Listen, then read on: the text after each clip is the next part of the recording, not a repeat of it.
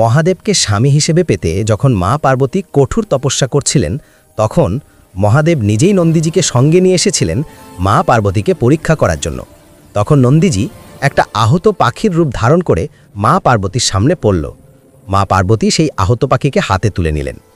ঠিক তখনই স্বয়ং মহাদেব শিকারীর ছদ্মবেশে সেখানে উপস্থিত হলেন।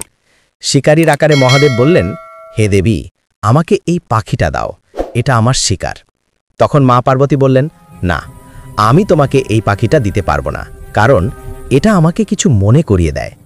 মহাদেব বললেন, ঠিক আছে দেবী, তুমি এই পাখিটা নিজের কাছে রাখো, কিন্তু আমি এই শিবলিঙ্গটা নিয়ে যাচ্ছি। মা পার্বতী সঙ্গে সঙ্গে বললেন, না, আমি আমার মহাদেবকে তোমাকে নিয়ে যেতে দেব না। শিকারী বলল, কিন্তু সিদ্ধান্ত তোমার, আমাকে এই পাখিটা দাও, না হলে শিবলিঙ্গটা দাও। তখন মা পার্বতী দৃঢ় কণ্ঠে বললেন, না, আমি তোমাকে এই পাখিটা দেব না, আর মহাদেবকেও দেব না। তারপর শিকারী বলল, দেবী, তোমাকে কিছু না কিছু দিতে হবে, আমাকে এমন কিছু দাও যা তোমার জীবনের চেয়ে মূল্যবান। মা পার্বতী বললেন, তুমি যা খুশি চাইতে পারো, কিন্তু আমার মহাদেব ছাড়া। তারপর শিকারী বলল, তোমার অর্জিত সব গুণাগুণ আমি চাই। মা পার্বতী অবাক হয়ে বললেন, তুমি আমার গুণাগুণ কেন চাও?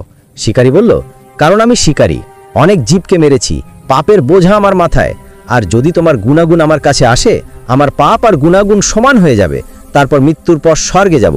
এটাই আমার জীবনে পাপ মুক্তির একমাত্র উপায়। বিচার তোমার হাতে, এই পাখি আর শিবলিঙ্গকে বাঁচানোর। তখন মা পার্বতী বললেন, আমার মহাদেব হলেন পশুপতি নানাথ, তাই আমি এই পাখি বা মহাদেবকে দিতে পারবো না।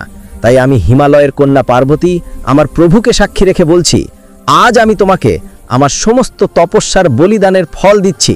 এটা বলেই মা পার্বতী তার সমস্ত তপবলের পুণ্য বিলিয়ে দিলেন সবাইকে, আর আহত পাখিটাকে মুক্ত করে দিলেন। আর তখনই মা পার্বতী দেখলেন স্বয়ং ভোলানাথ সেখানে দাঁড়িয়ে আছেন। তো মা পার্বতীর ভক্তরা, ভিডিওটা ভালো লাগলে অবশ্যই চ্যানেলটাকে সাবস্ক্রাইব করে আর কমেন্টে লিখবে, জয় মা পার্বতী, হর হর মহাদেব। নমস্কার।